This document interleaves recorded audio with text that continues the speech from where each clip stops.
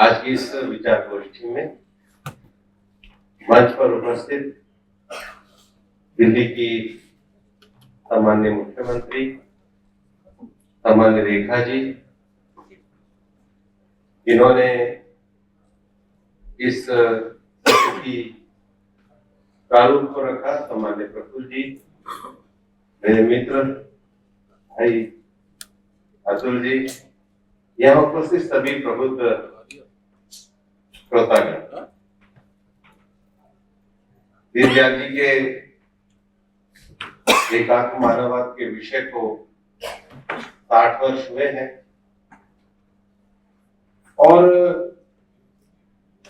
इस राजनीतिक विषय को उन्होंने भारतीय परंपरा, संस्कृति, मूल्यों के आधार पे हमारे सामने प्रस्तुत किया है। उनका वह विचार, उनका वह दर्शन आज भारत की राजनीति का केंद्र बिंदु बना है और माननीय प्रधानमंत्री नरेंद्र मोदी जी के नेतृत्व में उन लक्ष्यों को हम आगे बढ़ाने में संकल्पवान और सामर्थ्यवान हो पाए। और इसीलिए जो इस सत्र का विषय है सस्टेनेबल डेवलपमेंट, सस्टेनेबल डेवलपमेंट के हिंदी अर्थ कोई इसे टिकाऊ विकास कहता है, कोई इसे सतत विकास कहता है और ज्यादा नजदीकी शब्द समावेशी विकास। जो बात शुरू प्रफुल्ल जी ने करी, पश्चिम और पूर्व में इस मानव सभ्यता में आज हैं हम, क्योंकि ये जो most advance energy based civilization है, इसमें दो तरह की विचारधाराएं रही।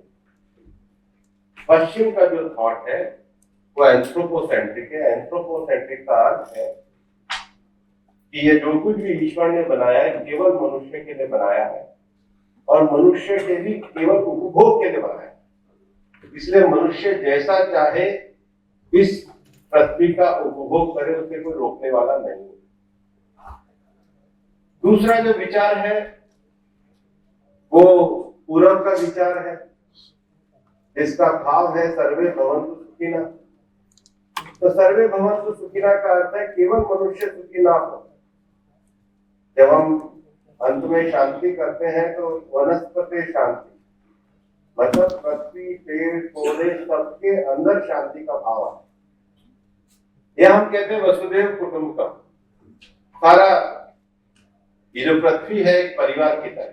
पूर्व का विचार भारत की समृद्ध परंपरा है। जापानी शब्द भाषा में एक बहुत सुंदर शब्द आता है एशोपानी। एशोपानी का अर्थ है वननेस विद नेचर, नेचर के साथ एकात्मता का भाव। तो जो विषय प्रफुल्ल जी ने आपको दिखाया है कि अपने से लेकर और जगत तक ये एकात्मता की अनुभूति का भाव है। अब जब मैं आपको ये कह रहा हूं कि 300 सालों में मनुष्य की सबसे बड़ी उपलब्धि है कि उसने एनर्जी का निर्माण किया, पहले कोयले से, फिर हाइड्रो से, फिर यूरेनियम से, और जितना एनर्जी का उत्पादन होता है उतनी ही कंजम्पशन बेस्ड लाइफस्टाइल बढ़ती है। इससे कोई इनकार कर ही नहीं सकता। जितनी भी एनर्जी बढ़ेगी और जितनी कंजम्पशन बेस्ड लाइफस्टाइल बढ़ेगी उतना ही पृथ्वी का दोहन शोषण ज्यादा होगा, क्योंकि ज्यादा माइनिंग करेंगे, ज्यादा चीजें निकालेंगे। तो दीनदयाल जी ने उनके 7वें वॉल्यूम में लिखा है, मैं उन्हीं के शब्द बोलता हूं, प्रकृति की मर्यादा ना भूलें, किंतु उत्पादन का संबंध साधनों से भी है। यदि अंधाधुंध उत्पादन बढ़ाते गए तो ये प्राकृतिक साधन कब तक साथ हैं। कुछ लोग यह कहकर समाधान कर देते हैं कि यदि एक प्रकार के साधन समाप्त हो गए तो दूसरी प्रकार की वस्तुओं की खोज की जाएगी, नए नए सब्स्टिट्यूट ढूंढे जा सकते हैं। इस तर्क में निहित बल को स्वीकार करने के बाद भी यह कहना पड़ेगा कि प्रकृति की संपदा अपार होने पर भी उसकी मर्यादा है, यदि बड़ी तेजी के साथ और अनावश्यक रूप से उसका खर्च करते गए तो एक दिन पछताना पड़ेगा। अंत अब दीनदयाल जी ने जब ये शब्द कहे तो इसमें समावेशी विकास की झलक आती। समावेशी विकास का अर्थ है, आज दुनिया में एक बड़ी भारी चर्चा चलती है कि दुनिया के विकास के लिए हमें प्राकृतिक संसाधनों का सस्टेनेबल उपयोग करना चाहिए। वास्तव में तो कुछ डेवलपमेंट होते हैं। पश्चिम में जब ये एंथ्रोपोसेंट्रिक डेवलपमेंट हुआ, बहुत तेजी से विकास हुआ, तो 150 साल के बाद उनके मन में एक विचार आया कि ये खाली एंथ्रोपोसेंट्रिक डेवलपमेंट से दुनिया में सारी चीजें हासिल नहीं की जा सकती, तो उन्होंने कहा बायोसेंट्रिक डेवलपमेंट। फिर बायोसेंट्रिक डेवलपमेंट के बाद भी लगभग 1960s में, जिस तरह दीनदयाल जी का यहाँ से उद्बोधन था, नॉर्वे में एक बड़े फिलोसोफर हुए अर्नेन, और जब उन्होंने एक डीप इकोलॉजिकल सेंस चलाया जो वास्तव में पूरा विश्व हमेशा, मतलब भारत और ये बाकी का पूर्वी देश कहते थे कि आपको पृथ्वी के साथ एकात्मता का विचार करना चाहिए, उसी का परिणाम था कि 1975 में स्टॉकहोम कन्वेंशन हुआ, और उसी के आधार पर दुनिया में बाद में रियो डी जेनेरो में कॉन्फ्रेंस हुई, और 3 बड़ी दुनिया में मल्टीलैटरल कॉन्फ्रेंसेस संयुक्त राष्ट्र संघ के अंतर्गत हुई, जिसमें पहली है UNFCCC, United nation convention for climate change, दूसरी है UNCCD, United nation convention for desertification, और तीसरी है बायोडायवर्सिटी कॉन्फ्रेंस। तीनों का अर्थ क्या है? एक का ये कहना है कि आप जितना एनर्जी उत्पादन करते हैं उतना कार्बन एमिशन बढ़ता है। धरती का तापमान अगर इसी तरीके से उत्पादन बढ़ता रहा तो इस सदी के अंत तक 2 डिग्री बढ़ेगा, जिसके कारण आपको अकाल, सूखा, प्रकोप जैसी चीजों पे का सामना करना पड़ेगा।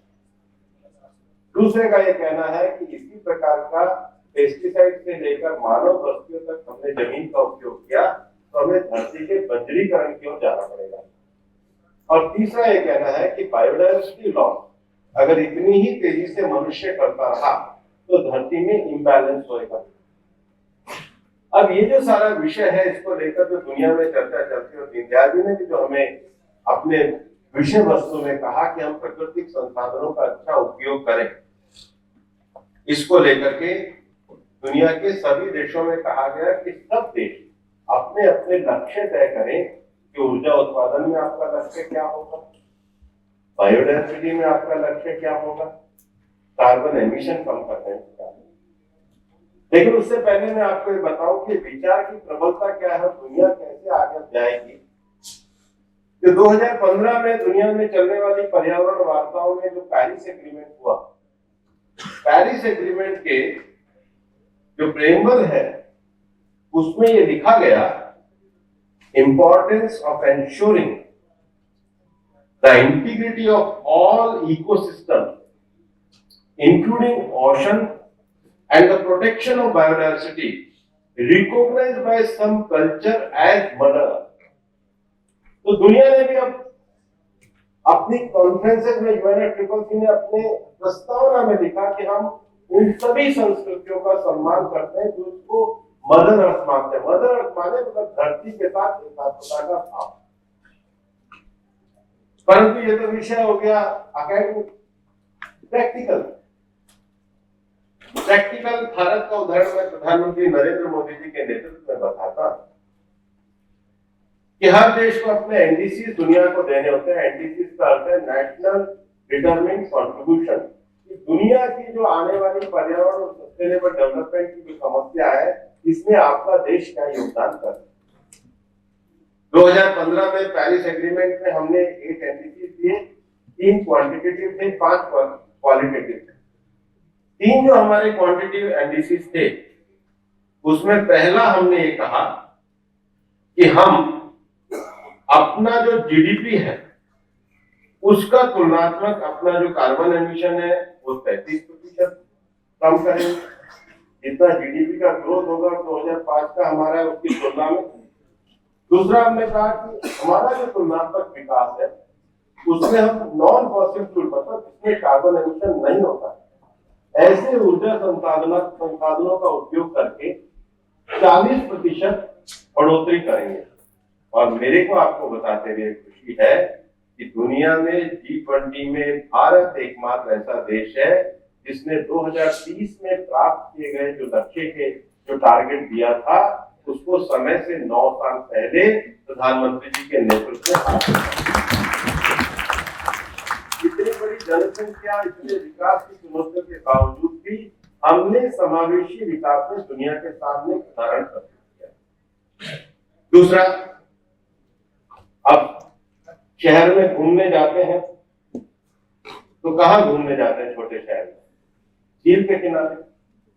अब ये झीलें खत्म हो जाएंगी तो उसके साथ एकात्मता, एक प्रकृति के साथ वातावरण चाहिए। 2014 में प्रधानमंत्री जी आए थे तो देश में 25 रामासर साइट्स होती थी। आज 2025 में देश में 89 रामासर साइट्स। 2014 में प्रधानमंत्री जी आए थे तो देश में टाइगर रिजर्व एरिया 47 थे। आज 2025 में देश में 58 टाइगर रिजर्व एरिया।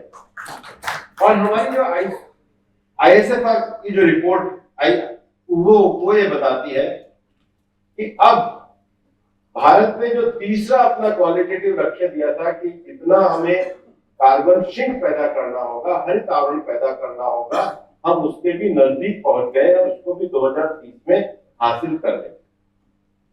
जब ग्लासगो में दुनिया भर के देश इकट्ठे हुए तो प्रधानमंत्री जी ने उसके लिए मिशन लाइफ कहा।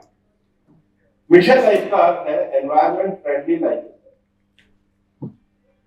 मैं फिर दीनदयाल जी को कोट करना चाहूंगा, उनका जो 12वां वॉल्यूम है उसमें लिखा है, प्रकृति से संकल्प, प्रकृति की संपदा की मर्यादा की चिंता न भी करें तो कम से कम हमें इतना तो मानना पड़ेगा कि प्रकृति में विभिन्न वस्तुओं के बीच एक साइक्लिक रिलेशनशिप, एक आपस का संबंध आज की अर्थव्यवस्था और उत्पादन की पद्धति के इक्विलिब्रियम को बड़ी तेजी से बिगड़ती जा रही है। परिणाम है एक और जहां नई नई इच्छाओं की पूर्ति के लिए नए नए साधन ढूंढ रहे हैं, दूसरे नए नए प्रश्न हमारी संपूर्ण सभ्यता और मानवता को समाप्त करने के लिए पैदा हो रहे हैं। हम प्रकृति से उतना और उस प्रकार लें कि उसकी कमी को स्वयं पूरित कर दें। पेड़ से फल लेने से उसकी हानि नहीं होती, लाभ होता है, पर भूमि पर अधिक फसल लेने के लोभ में हम ऐसे उर्वरकों का प्रयोग कर रहे हैं जिनमें कुछ के बाद उत्पादन शक्ति समाप्त हो जाती है। अब जो प्रधानमंत्री जी का जो मिशन लाइफ है, उस मिशन लाइफ का अर्थ है कि हम अपने व्यक्तिगत व्यवहार, अपने जीवन के आचरण ऐसी लाइफ स्टाइल को करें कि वो प्रकृति को कम से कम नुकसान पहुंचाए। मुझे अच्छी तरह ध्यान है कि मैं UNDP की डायरेक्टर एंगर एंडरसन के साथ मिशन लाइफ में बात कर रहा था और भारत के विषयों को बता रहा था। मैंने कहा कि हम प्रधानमंत्री जी के नेतृत्व में दुनिया के सभी विश्वविद्यालयों में एक 7 विषयों को लेकर के जागरण का काम करते हैं। पहला, सेव एनर्जी। दूसरा, सेव वाटर। तीसरा, सेव फूड। चौथा, सॉलिड वेस्ट मैनेजमेंट। पांचवा, ई वेस्ट मैनेजमेंट। छठा, ban of single use plastic. और सातवां, हेल्दी लाइफ। तो उन्होंने कहा मैं आपको एक बात बताना चाहती हूं, आदमी जो कुछ भी इस धरती से लेता है वो प्योर लेता है। आप किसी की जन्मदिन पार्टी में जाते हो तो सबसे बढ़िया खा के आते, लेकिन आदमी पृथ्वी को जो कुछ भी वापस देता है वो गार्बेज देता है। हवा सबसे प्योर पृथ्वी हमको देती है। हम व्हीकल पॉल्यूशन, इंडस्ट्रियल पॉल्यूशन, सारे पॉल्यूशन करके अल्टीमेटली हवा को जहरीला करते। पानी प्रकृति हमको सबसे ज्यादा प्योर देती है, हम उसको गार्बेज में बदलते हैं। तो मिशन लाइफ का अर्थ यह है कि हम अपनी पर्सनल लाइफ स्टाइल से, अब ये वो हमारा है, लेकिन हम उसको आज की लाइफ में जोड़ने के लिए प्रधानमंत्री जी का विजन मिशन लाइफ है। और इतना ही नहीं, हमारी धरती पे कम से कम उर्वरकों का प्रयोग हो। एक देश ने, मतलब मैं जब कोटेडवार गया था यूनाइटेड नेशन डेजर्टिफिकेशन में, तो उन्होंने कहा क्या नया काम ऐसा कर सकते हैं कि धरती को हम बचा सकें। मैंने कहा हिंदुस्तान में 29 करोड़ किसानों को सॉइल हेल्थ कार्ड दिया जाए। आपके बुखार हो और आपका कोई ऑपरेशन कर दे, तो अगर आपकी जो बीमारी है उसी के अनुपात में दवाई दी जाए तभी आप ठीक हो सकते। अगर किसान को ये पता हो कि मेरे को जितनी उर्वरक की आवश्यकता है उतना ही उपयोग करूं, तो उसकी सॉइल हेल्थ कार्ड उसके पास होना चाहिए। दूसरा, जब यहां G20 हुआ तो प्रधानमंत्री जी के द्वारा बायोडीजल अलायंस बनाया गया, बायोफ्यूल अलायंस बनाया गया। तीसरा, ये बायोफ्यूल को करने के साथ ही साथ आप एक बात को और देखेंगे कि 3 बड़े क्लाइमेट एक्शन प्रोग्राम प्रधानमंत्री जी ने दिए हैं जो हमारी समावेशी सोच और आधुनिक दुनिया को जोड़ने में काम करते हैं। हम सब जानते हैं कि अल्टरनेटिव ऊर्जा की बात करनी चाहिए, लेकिन अल्टरनेटिव ऊर्जा के लिए या रिन्यूएबल ऊर्जा के लिए, वैकल्पिक ऊर्जा के लिए, नॉन फॉसिल फ्यूल ऊर्जा के लिए सबसे बड़ा सोर्स सौर ऊर्जा है, सोलर। भारत ने फ्रांस के साथ मिलकर इंटरनेशनल सोलर अलायंस बनाया। सोलर अलायंस का हेडक्वार्टर गुड़गांव में रखा गया। दुनिया के 137 देश इसके अंतर्गत शामिल हुए और वन वर्ल्ड वन ग्रिड की बात की गई। ये इसीलिए की गई कि हम वैकल्पिक ऊर्जा की और दुनिया में कैपेसिटी बिल्डिंग को बढ़ाना चाहते हैं। आज प्राकृतिक प्रकोप आते हैं, हमारे पास 5700 किलोमीटर से भी ज्यादा लंबी सीशोर है। हर बार हम इसको तूफान का को आते हुए देखते हैं और दुनिया के भी कई देशों में समस्या है। भारत के द्वारा coalition for disaster resilience infrastructure CDRI जैसा एक इंपॉर्टेंट फोरम बनाया गया।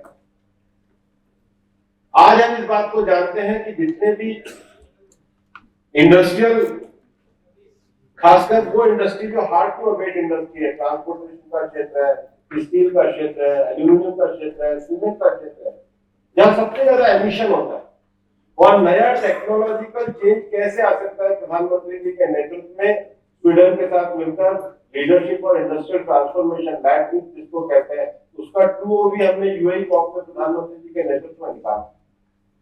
मेरा कहने का अर्थ है कि चाहे बायोफ्यूल अलायंस हो, चाहे coalition for disaster resilience infrastructure हो, चाहे इंटरनेशनल सोलर अलायंस हो, ये सब वो क्लाइमेट एक्शन प्रोग्राम है जो सस्टेनेबल विकास और धरती के साथ ज्यादा हम अपनी कैपेसिटी और टेक्नोलॉजी को इस प्रकार से प्रयोग करके अपनी क्षमताओं को बढ़ा सकते हैं कि धरती का कम से कम नुकसान हो।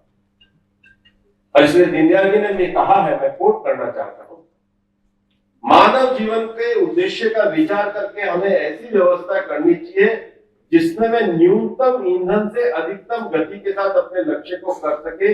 यह अर्थव्यवस्था मानवीय हो, वो कोई रुकने को नहीं कहते। मानवीय अर्थव्यवस्था बनाने का अर्थ है कि हमें धरती के संसाधनों का उपयोग कैसा हो, वो केवल भाषण से नहीं हो, वो कैपेसिटी बिल्डिंग से, नॉलेज शेयरिंग से। यह मानव के पहलू का विचार ना कर उसके पूर्ण जीवन और अंतिम उद्देश्य का विचार करेगी। यह सहारात्मक ना होकर के सृजनात्मक होगी। यह प्रकृति के शोषण पर निर्भर न रहकर उसके पोषण पर निर्भर करेगी। शोषण नहीं, दोहन हमारा अधिकार होना चाहिए, आधार होना चाहिए। यह प्रकृति का स्तन्य हमारे लिए जीवनदायी हो, यही व्यवस्था। और इसीलिए तो हम कहते हैं वंदे मातरम, जब कहते हैं तो मैं कई बार कहता हूँ वंदे मातरम होते हैं, अगली लाइन आती है शस्य श्यामलम भारत, हरा भरा, प्रकृति अनुकूल। हमारी प्रार्थना ये, हमारा संकल्प ये, हमारा विचार ये, हमारी जीवन पद्धति है। और इसके इस समय दुनिया में सबसे अच्छी रिचेस्ट बायोडायवर्सिटी वहां रहती है जहां पर बिग कैट्स पाए जाते हैं। दुनिया में 7 बड़े बिग कैट्स, इसमें लायन है, टाइगर है, लेपर्ड है, स्नो लेपर्ड है, चीता है, और 2 लैटिन अमेरिका में पाए जाते हैं, जगुआर और क्यूमा। प्रधानमंत्री जी ने यह विजन दिया कि ऐसे दुनिया की जो 97 देश है जिनमें इतनी प्योरेस्ट बायोडायवर्सिटी है, इनके लिए एक इंटरनेशनल बिग कैट अलायंस बनाया। ताकि वो अपनी धरती के में जो प्योरेस्ट बायोडाइवर्सिटी एरिया है उसका एक संरक्षण कर सके। और ये भारत का जो ये यूनिक क्लाइमेट एक्शन प्रोग्राम है, ये प्रधानमंत्री नरेंद्र मोदी जी का विजन है और दीनदयाल जी की प्रकृति के अनुकूल केवल विषय रखना नहीं है। बहुत सारे विषय तो इसलिए हमारे सामने आते हैं जो लाभार्थी है, लेकिन ये विषय है जो लंबे क्लाइमेट एक्शन प्रोग्राम के लिए सरकार की पॉलिसी को रेखांकित करते हैं, सरकार के अंतरराष्ट्रीय दृष्टि से पर्यावरण क्षेत्र में आगे बढ़ने के विषयों को हमें प्रभावित करने का कार्य करते हैं। और मैं ये आपको कहना चाहता हूं, हिंदुस्तान दुनिया के उन देशों में है, जैसे दीनदयाल जी ने कहा है कि मानवीय अर्थव्यवस्था, मतलब मानवीय अर्थव्यवस्था के लिए विकास में हम वो टेक्नोलॉजिकल इंप्रूवमेंट लेके आएंगे जिससे हम नेट जीरो का टारगेट प्राप्त कर सके। और भारत ने दुनिया के सामने 2070 का अपना नेट जीरो प्रस्तुत किया। यहाँ बैठे हुए नौजवानों को उस नेट जीरो पे जाना चाहिए। और इसमें जब मैं मिशन लाइफ के अंदर जो 7 विषय भी कहता हूँ, तो मैं कहता हूँ कि ज्यादा नए स्टार्टअप, ज्यादा नया टेक्नोलॉजी इनोवेशन, ज्यादा साइंटिफिक प्रोग्रेस, इन 7 चीजों में हमें करनी चाहिए। और इसलिए जब दीनदयाल जी कहते हैं, मैं उन्होंने एक जगह लिखा है हमारी अर्थव्यवस्था, उसमें 5 बिंदु लिखे हैं। हमारी अर्थव्यवस्था का उद्देश्य होना चाहिए प्रत्येक व्यक्ति को न्यूनतम जीवन स्तर की आश्वस्ति और राष्ट्र की सुरक्षा और सामर्थ्य व्यवस्था। और इसलिए मैं आपको बड़े विश्वास के साथ कहता हूं, दुनिया भर की अंतरराष्ट्रीय पर्यावरण वार्ताओं में जाते हैं और जब हम CBDRRC के प्रिंसिपल पे अपना आर्गुमेंट करते हैं, CBDRRC का प्रिंसिपल का अर्थ है, जो मैंने आपको बताया था अभी शुरू में, कि भारत की जो NDC है, नेशनल डिटरमिन्ड कंट्रीब्यूशन, हर देश CBDRC, common but differentiated responsibility.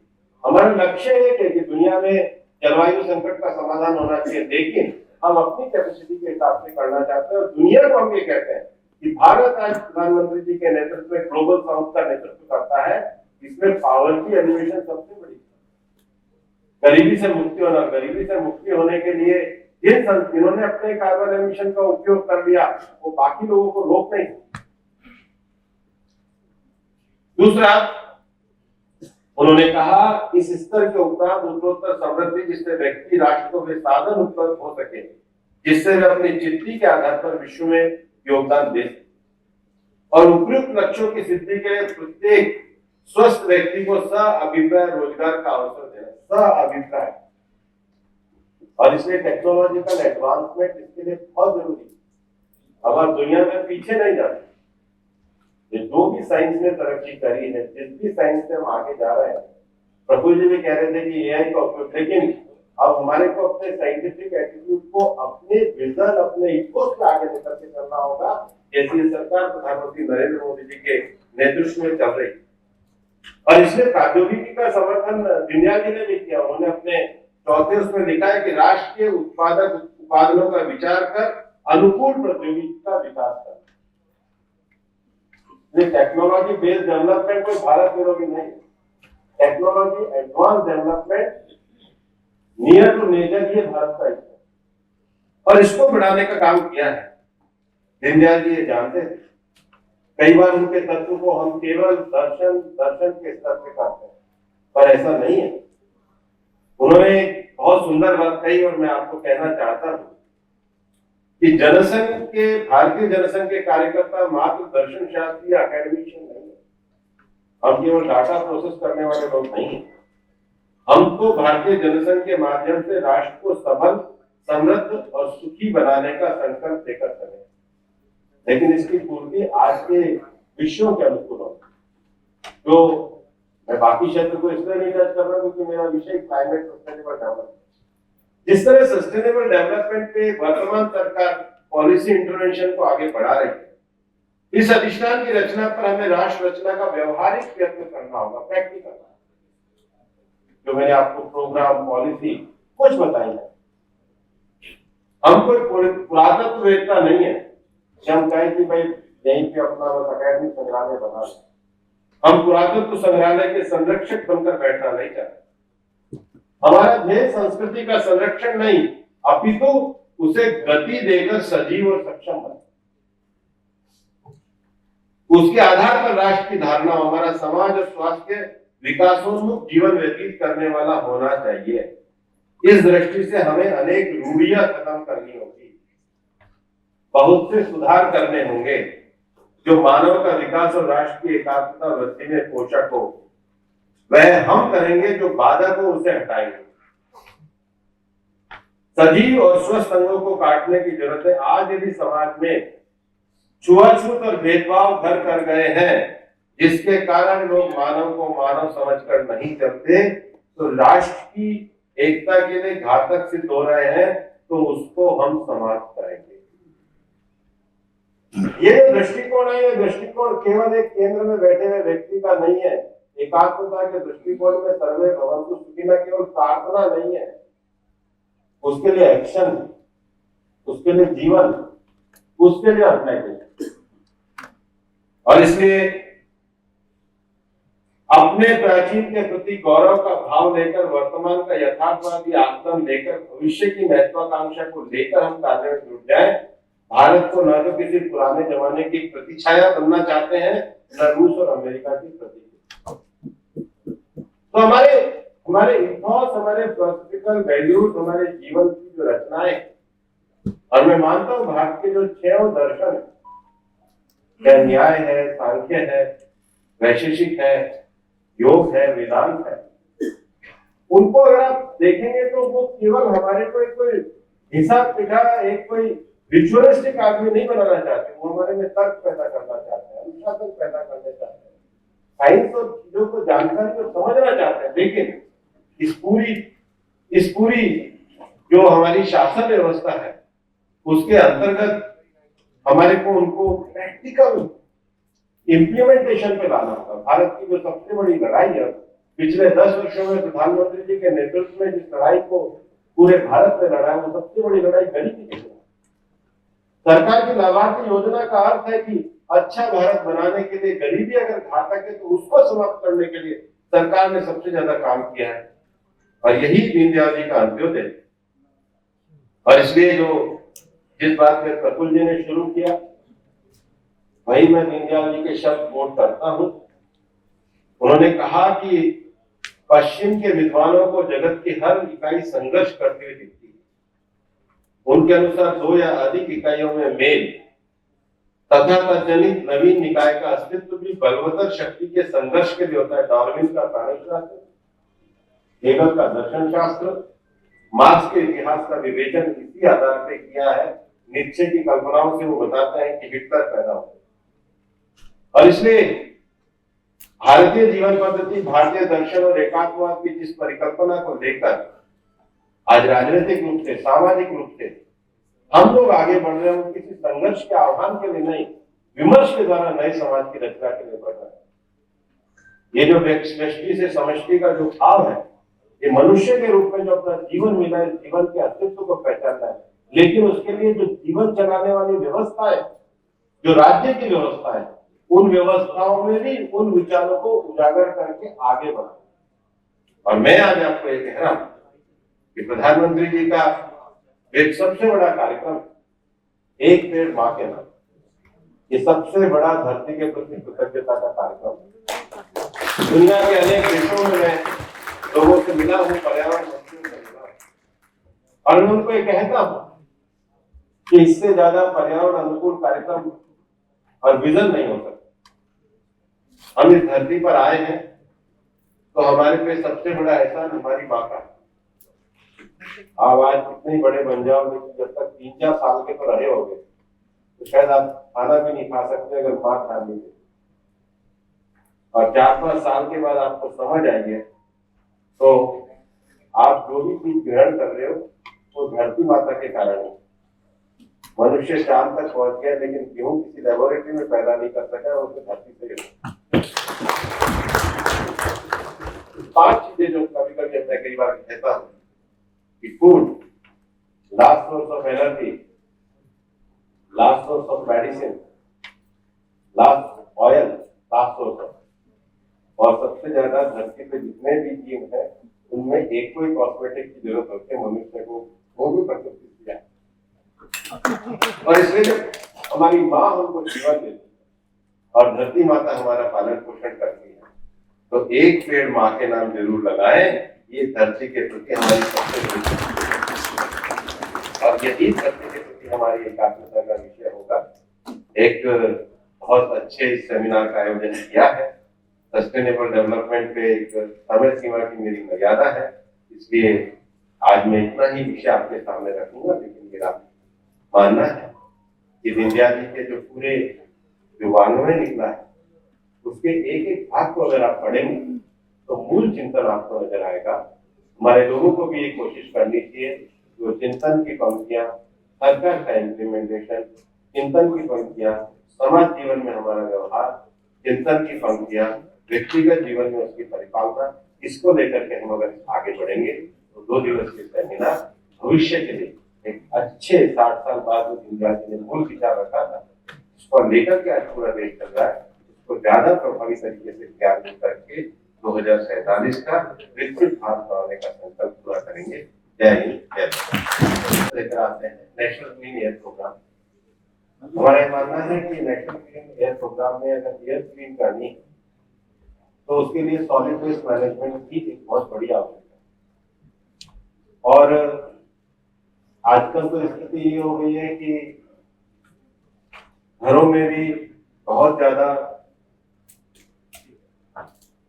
E waste बहुत ज्यादा पैदा होने लगा है। किचन के भी 70% जो प्रयोग करने वाली चीजें वो सब इलेक्ट्रिक हो गई। एक परिवार अगर 1 किलो भी दिल्ली में रोज कचरा फेंकता होगा तो करोड़ों किलो इकट्ठा होगा, लैंडफिल अब देखता है। और इसलिए इसको हमें नई टेक्नोलॉजी के से ही आगे करना। बिना टेक्नोलॉजी इनोवेशन के इसमें आप आगे नहीं बढ़, करोड़ों का कचरा सेग्रीगेट करना। कुछ शहरों में अच्छा काम किया है कि उन्होंने वेस्ट कलेक्शन के लिए सिस्टम शुरू किया। इंदौर उसका एक उदाहरण, उनका बड़ा अच्छा प्रयोग है, नागपुर भी उन्होंने अच्छा किया। तो कुछ शहरों में अच्छा किया और इसलिए हमने एनकेप में भी शहरों के हिसाब से उनको नवाचार करने को कहा है। वही उसका तरीका है। फिरोजाबाद वालों ने मौके का फायदा उठाया और आपके लोग भी मेरे को मिले थे, उन्होंने आपको जानकारी नहीं दी होगी तो आप मेरे कार्यालय में मिल लेना। ये प्रश्न नहीं है, आपकी समस्या है, उसका समाधान मेरे कार्यालय से।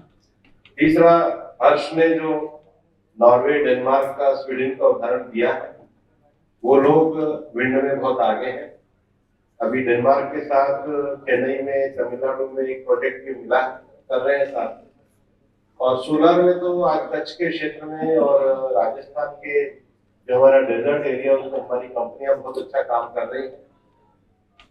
और मेरा ये मानना है कि ये इस पे काफी अच्छा कार्य कर रहे हैं। डॉक्टर हरीश ने और जो वृंदा है उन्होंने बैलेंस की बात कही। टूरिज्म बढ़ने से नुकसान नहीं होता है, लेकिन मैं एक बात कहना चाहता हूं कि बाहर के टूरिस्ट आते हैं, वो बर्ड वॉचिंग के लिए 3-3 दिन तक रहते हैं, तसल्ली से देखते हैं, उनके बारे में जानकारी देते हैं।